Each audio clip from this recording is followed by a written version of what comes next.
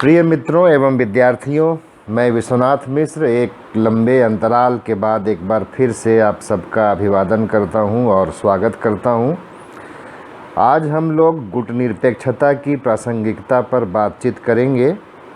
वैसे मुझे नहीं लगता कि यह एक कोई ऐसी कठिन विषय है जिसके बारे में पुस्तकों में सामग्री नहीं मिल पा रही हो या नेट पर इसके लिए सामग्री उपलब्ध नहीं हो। फिर भी हमारे कुछ विद्यार्थियों ने और परिचितों ने मुझे कहा कि मैं गुटनिरपेक्षता की प्रासंगिकता पर कोई बातचीत अपने YouTube चैनल पर रखूं। इसीलिए मैं आपके साथ आज उपस्थित हुआ हूं इस विषय पर बातचीत करने के लिए। तो सबसे पहले जब हम लोग इस मुद्दे पर बात करते हैं कि गुटनिरपेक्ष आंदोलन आज के समय में प्रासंगिक रह गया है या नहीं रह गया है, तो हमारा ध्यान आज सबसे पहली बार इस तथ्य पर जाता है कि भारत, जिसकी गुटनिरपेक्ष आंदोलन की शुरुआत में संभवतः सबसे अधिक महत्वपूर्ण भूमिका थी, उसके राज्याध्यक्ष माननीय प्रधानमंत्री मोदी जी इसके दो सम्मेलनों में, जो एक सम्मेलन वेनेजुएला में हुआ उसमें 2016 में और जो फिर 2019 में अज़रबैजान में इसका सम्मेलन हुआ, उसमें शिरकत करने तक नहीं गए थे।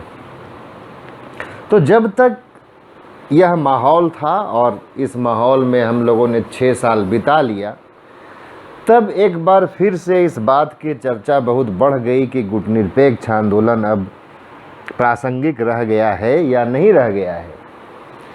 इसी प्रकार के प्रश्न सोवियत संघ के विघटन के बाद 1990 में भी उठने लगे थे।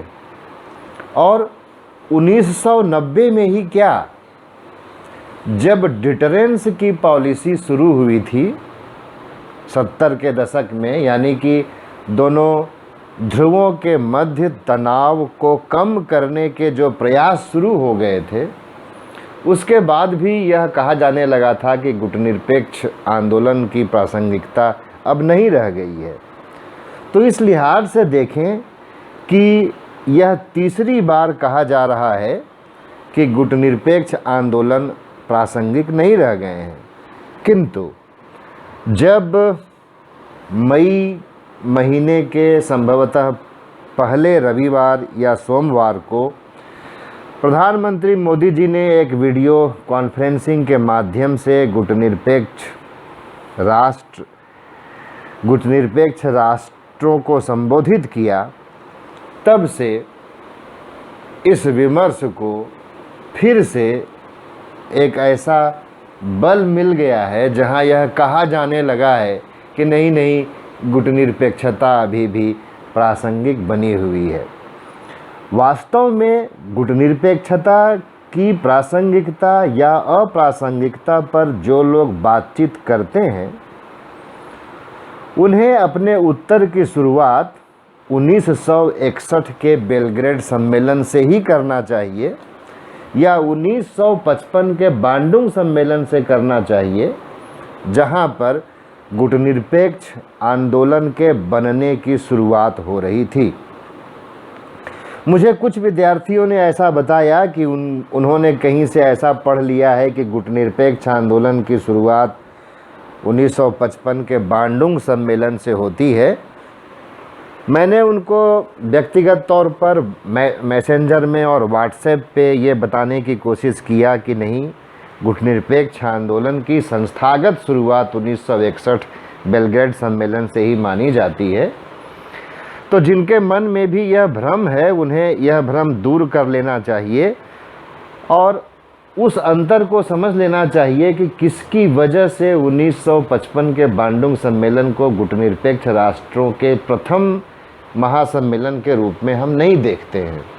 बात यह है कि बांडुंग सम्मेलन में जो देश सम्मिलित हुए थे, वे एक उपनिवेशवाद विरोधी मंच बनाना चाहते थे और तब जवाहरलाल नेहरू ने यह कहा था कि उपनिवेशवाद अब एक मरे हुए घोड़े के समान है और मरे हुए घोड़े पर चाबुक चलाने का कोई औचित्य नहीं है। और सहमति यह बनी कि दुनिया में एक नए तरह का खतरा उत्पन्न हो रहा है और उसे नव साम्राज्यवाद का नाम दिया गया। उस नव साम्राज्यवाद में और चीज़ों को जोड़ करके जिन चीज़ों पर काम करना था 1961 ईस्वी से गुटनिरपेक्ष आंदोलन की शुरुआत होती है और इसकी शुरुआत 1961 से ही है। तो यह जो गुटनिरपेक्ष आंदोलन है, हम उसको परिभाषित कैसे करते हैं? इसको हम दो तरीके से परिभाषित कर सकते हैं, एक नकारात्मक रूप से और दूसरा सकारात्मक रूप से। जब हम गुटनिरपेक्ष आंदोलन को नकारात्मक रूप से परिभाषित करते हैं तब कहते हैं कि यह एक शीत युद्ध विरोध आंदोलन है। लेकिन यह गुटनिरपेक्षता की एक नकारात्मक परिभाषा है और जो लोग इसी परिभाषा के इर्द गिर्द गुटनिरपेक्षता को देखते हैं वही बार बार यह सवाल उठाते रहते हैं कि गुटनिरपेक्ष आंदोलन अब प्रासंगिक नहीं रह गया है। लेकिन गुटनिरपेक्षता को परिभाषित करने का जो सकारात्मक पक्ष है उसका संज्ञान भी हमें अवश्य लेना चाहिए। जब आप गुटनिरपेक्ष आंदोलन के चार्टर को देखेंगे उसमें आपको मिलेगा कि स्वतंत्र विदेश नीति का पालन करने वाला राष्ट्र गुटनिरपेक्ष राष्ट्र होगा। तब आप अपने से सवाल करिए कि क्या स्वतंत्र विदेश नीति के पालन का औचित्य अब समाप्त हो गया है?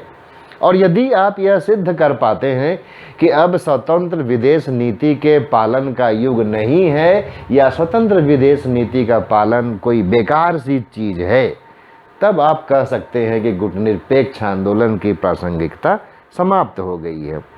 इसी प्रकार गुटनिरपेक्ष आंदोलन को जब हम सकारात्मक रूप से परिभाषित करते हैं तब कहते हैं कि यह नव साम्राज्यवाद विरोधी आंदोलन है। नव साम्राज्यवाद शोषण का एक नया तरीका है।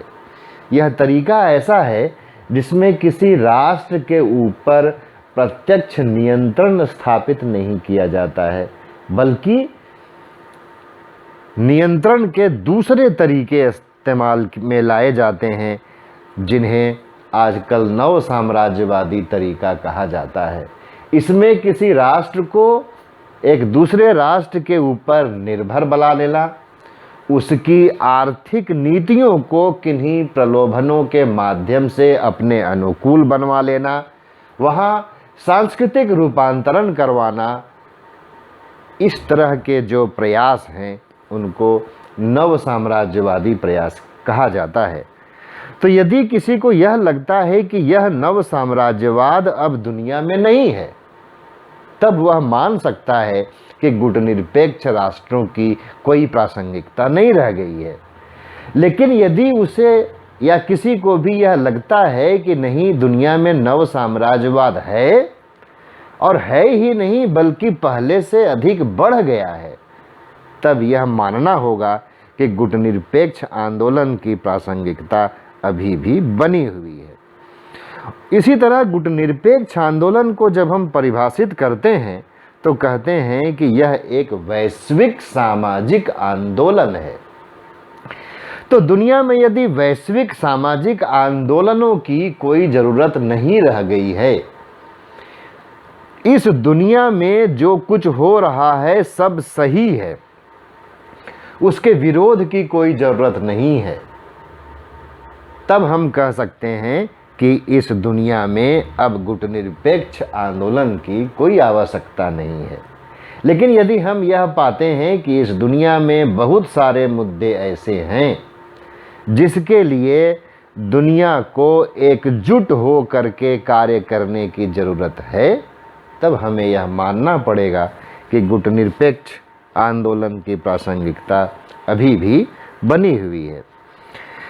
मैं यहाँ पर आपका ध्यान उन मुद्दों पर आकृष्ट करना चाहूँगा जिन मुद्दों को लेकर के गुटनिरपेक्ष आंदोलन ने पिछले दशकों में काम किया है और जो अभी भी हल नहीं हो पाए हैं या जो लक्ष्य था वो प्राप्त नहीं किए जा सके हैं, और इसलिए भी गुटनिरपेक्ष आंदोलन की प्रासंगिकता है कि उन मुद्दों को उठाने वाला कोई अंतर्राष्ट्रीय मंच हो जहां से इस तरह की जो समस्याएं हैं उनको दूर करने की कोशिश की जा सके। तो आइए शुरुआत करते हैं। सबसे पहले हम लोग चलते हैं अल्जीयर्स सम्मेलन में। आपको याद होगा कि अल्जीयर्स सम्मेलन में न्यू की बात की गई थी, मतलब न्यू इंटरनेशनल इकोनॉमिक ऑर्डर की। बहुत लोगों को ऐसा लगता है, उनकी धारणा ऐसी है कि विश्व व्यापार संगठन के बन जाने के बाद से नई अंतर्राष्ट्रीय आर्थिक व्यवस्था की मांग का जो मुद्दा था गुटनिरपेक्ष आंदोलन का, उस लक्ष्य को हासिल कर लिया गया है। लेकिन विचार कीजिए तो WTO के निर्माण के बाद अंतर्राष्ट्रीय व्यापार में विभिन्न राष्ट्रों को या सभी राष्ट्रों को जो भी सिग्नेटरीज हैं WTO के, उनको विधिक समानता मिल गई है। लेकिन विधिक समानता मिल जाने के कारण उनको अंतर्राष्ट्रीय व्यापार में भेदभाव का सामना न करना पड़ता हो, ऐसा अभी भी नहीं हुआ है। मतलब अल्जीयर्स सम्मेलन में जो नई अंतर्राष्ट्रीय आर्थिक व्यवस्था की मांग की गई थी, उसके लक्ष्य को अभी भी पूरा किया जाना बाकी है, और इस लिहाज से गुटनिरपेक्ष आंदोलन की प्रासंगिकता अभी बनी हुई है। इसी तरह यदि हम कोलंबो सम्मेलन में उठाए गए एक मांग की ओर आपका ध्यान आकृष्ट करें तो उससे भी गुटनिरपेक्ष आंदोलन की प्रासंगिकता सुनिश्चित होती है, और वह है नई अंतर्राष्ट्रीय सूचना व्यवस्था की मांग। यह मांग जब कोलंबो सम्मेलन में की गई थी, उससे अधिक महत्वपूर्ण और उससे अधिक प्रासंगिक अब हो गई है हमारे आज के समय में। ऐसा इसलिए कि 70 और 80 का दशक जो था, उसमें सूचनाओं का उतना महत्व नहीं था जितना कि महत्व आज है, क्योंकि आज सूचना शक्ति का माध्यम बन गया है। तो जो सूचनाएं जनरेट होती हैं, और यहाँ सूचना का मतलब ज्ञान से समझिए, तो ज्ञान के संसाधनों पर जिस तरीके से दुनिया के विकसित राष्ट्रों का नियंत्रण है, एकाधिकार है, उस एकाधिकार का लोकतांत्रिकरण होना आवश्यक है, मानवीय हित में और दुनिया के हित में। इसलिए इस मांग को पूरा करने के लिए भी गुटनिरपेक्ष आंदोलन की प्रासंगिकता बनी हुई है, और इस पर बहुत कुछ किए जाने की संभावना अभी है। आगे आइए, दिल्ली में जो सम्मेलन हुआ वहाँ पर जीन बैंक की स्थापना की गई, उसमें पृथ्वी कोष की स्थापना हुई और अफ्रीका कोष की भी स्थापना हुई। चलिए मान लेते हैं कि अफ्रीका कोष की स्थापना का जो मसला था वह अफ्रीका में रंगभेदी सरकार की समाप्ति के साथ साथ समाप्त हो गया।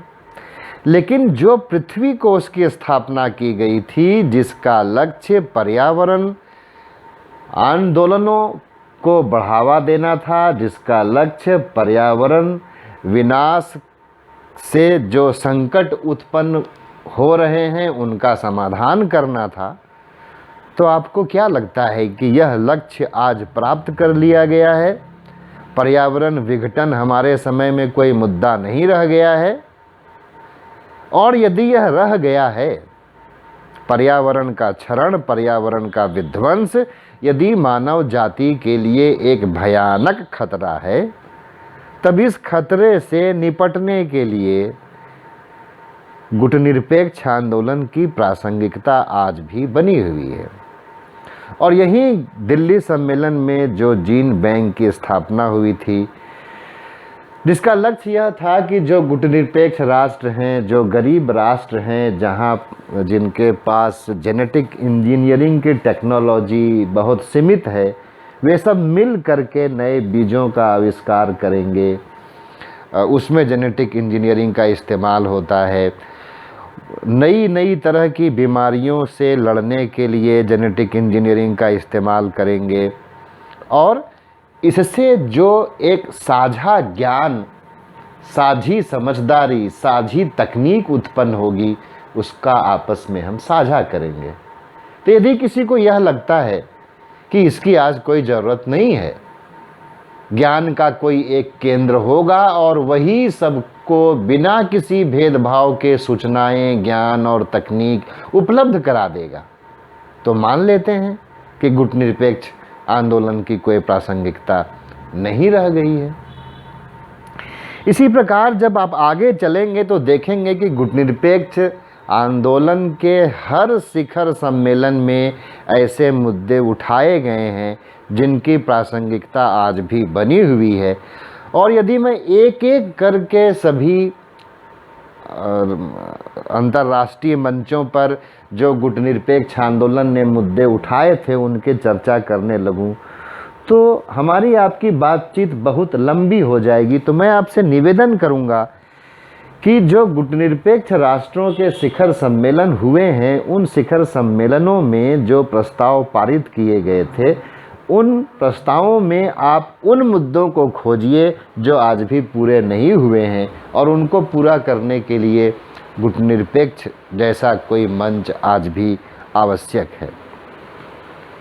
आपको पता होगा कि गुटनिरपेक्ष राष्ट्रों ने महिला दशक मनाने के लिए, गुटनिरपेक्ष राष्ट्रों ने मादक द्रव्यों की तस्करी को रोकने के लिए, गुटनिरपेक्ष राष्ट्रों ने मास डिस्ट्रक्शंस के हथियार को समाप्त करने के लिए अपने सम्मेलनों में मुद्दों को उठाते रहे हैं और अंतर्राष्ट्रीय दबाव बनाते रहे हैं उन पर जो लगातार इस तरह के कृत्यों में लगे रहे हैं, चाहे वे विकसित देश रहे हों, चाहे वे विकासशील और कभी कभी विनाशशील देश रहे हों। यहाँ जो मैं विनाशशील देश कह रहा हूँ वह एक प्रतीकात्मक अर्थ में कह रहा हूँ और मुझे लगता है कि शायद आप समझ रहे होंगे कि मेरा इशारा किस ओर है। तो ये सारी चीज़ें जो अभी बची हुई हैं उनके लक्ष्य को कौन प्राप्त करेगा?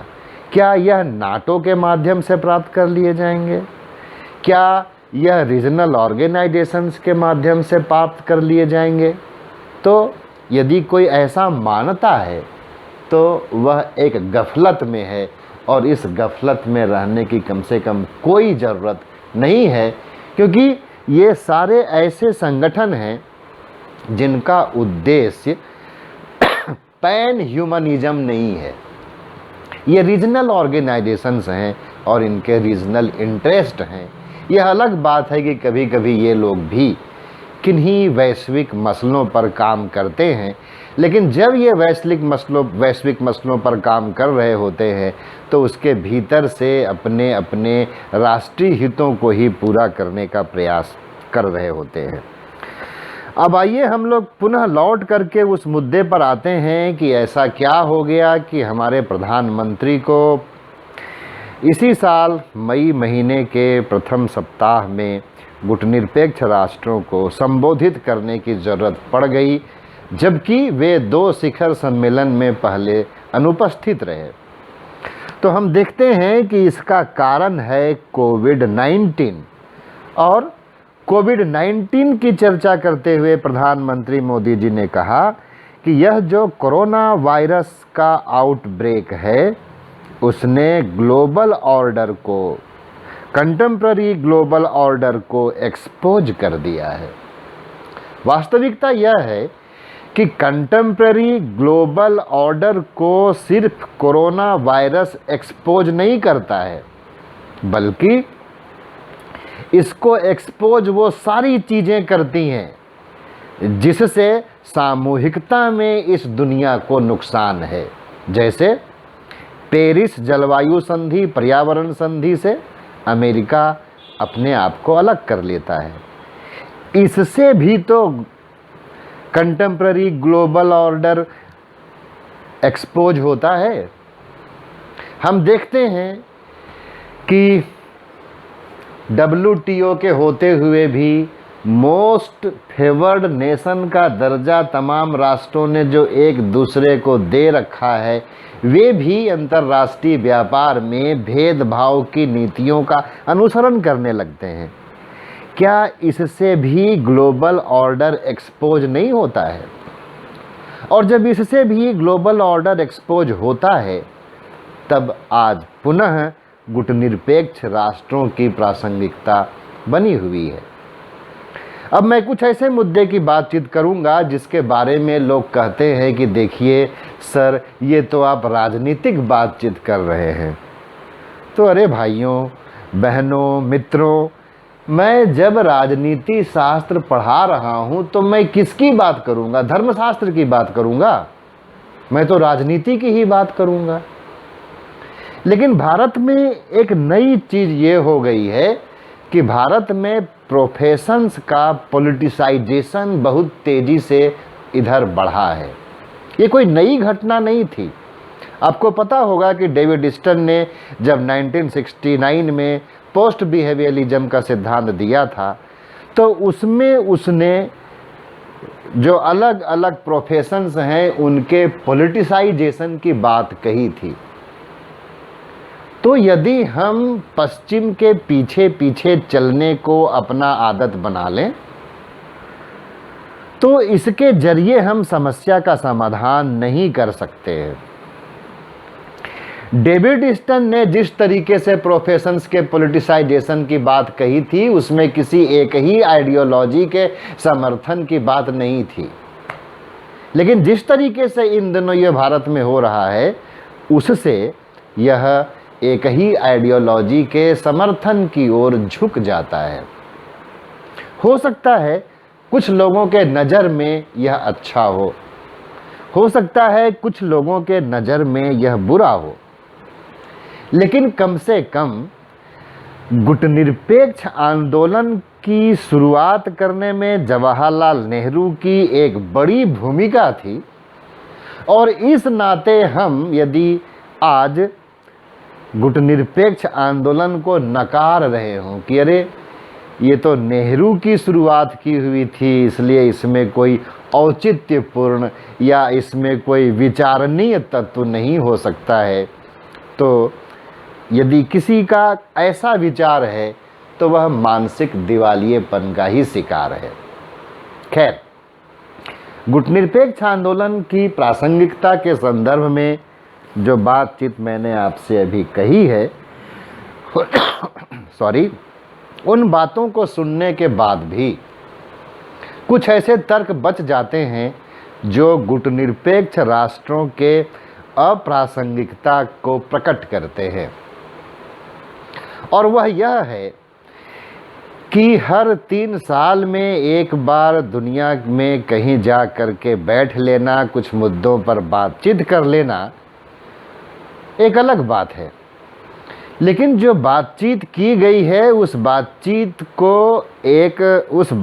का एक सकारात्मक परिणाम निकाल लेना एक दूसरी बात है। और इस मामले में हम देखते हैं कि गुटनिरपेक्ष आंदोलन उतना अधिक सफल नहीं रहा है जितना अधिक इसे सफल होना चाहिए था। ये आक्षेप भी लगाया जाता है और इस आधार पर भी कहा जाता है कि गुटनिरपेक्ष आंदोलन प्रासंगिक नहीं है। अब इसी चीज़ को एक दूसरे तरीके से विचार करिए। आप अध्ययन कीजिए संयुक्त राष्ट्र संघ में पारित किए गए प्रस्तावों का और उन परिणामों का जो परिणाम प्राप्त कर लिए जाने चाहिए थे उन प्रस्तावों को पारित कर दिए जाने के बाद, तो वहाँ भी आप पाएंगे कि UN ने जितने तरह के प्रस्ताव पारित किए हैं उनको अमली जामा या तो कागज़ पर पहनाया गया है या अभी भी बहुत कुछ करना शेष रह गया है। तो क्या हम संयुक्त राष्ट्र संघ को समाप्त कर दें? इस चीज़ को एक और दूसरे तर्क के माध्यम से हम लोग समझने का प्रयास करते हैं। 120 देशों का, कम से कम 120 देशों का संगठन गुटनिरपेक्ष आंदोलन अभी है। यदि दुनिया में कोई नई शुरुआत करनी हो और उस नई शुरुआत के लिए किसी समूह के पास 120 राष्ट्रों का समर्थन हो, 120 राष्ट्रों का मंच हो, तो कम से कम उसको शुरुआत कहीं जीरो से नहीं करना पड़ेगा, बल्कि वह अपने शुरुआत को बहुत तेज़ी से मुकाम तक पहुंचा सकता है। इस नज़रिए से भी देखा जाए तो गुटनिरपेक्ष राष्ट्रों की प्रासंगिकता है। अब सवाल यह है कि जिन लोगों के मन मस्तिष्क में यह बात भरी हुई है कि गुटनिरपेक्ष आंदोलन का मतलब होता है एक खास तरह के पश्चिम का विरोध करना, जो पश्चिम आज नहीं रह गया है, तो फिर इसकी प्रासंगिकता का क्या मतलब है? पश्चिम जैसा था वैसा नहीं रह गया है, बेशक, लेकिन हम जैसे थे, गुटनिरपेक्ष राष्ट्र जैसे थे, वे भी तो वैसे नहीं रह गए हैं। तो जैसे परिवर्तन पश्चिम में आए हैं और उन परिवर्तनों ने जो नवीन चुनौतियां उत्पन्न की हैं, उन चुनौतियों को रिस्पॉन्ड करने के लिए भी एक ग्लोबल प्लेटफॉर्म की ज़रूरत है, जो हमें गुटनिरपेक्ष आंदोलन प्रदान करता है। और इस नाते भी इसकी प्रासंगिकता है और इसकी प्रासंगिकता को माना जाना चाहिए। तो मित्रों, आज के लिए इतना ही। आपने मेरी बात को ध्यानपूर्वक सुना, इसके लिए मैं आपका आभारी हूँ। मैं कुछ दूसरे कार्यों में लगा हुआ था, इसकी वजह से कोई नया वीडियो बना करके आपके बीच में नहीं आ पाया हूँ, और आज भी समय कम था, इस वजह से मैंने एक ऐसे विषय पर बातचीत करना ज़रूरी समझा जिसके लिए मुझे कुछ बहुत करने की ज़रूरत नहीं थी। मैं ये जानता हूँ कि यदि अपनी इसी बातचीत को मैं बहुत सारे आंकड़ों के माध्यम से आपके समक्ष रखता तो अपनी बात को और बेहतर तरीके से कह सकता था, लेकिन जो वर्तमान में हमारी दूसरे कार्यों में व्यस्तता की वजह से सीमाएं थीं, उसके लिए मैं आपसे क्षमा चाहता हूं, और मुझे लगता है कि आप ज़्यादा नाराज़ हम पर नहीं होंगे। तो फिर मिलते हैं। नमस्कार, जय हिंद, जय भारत।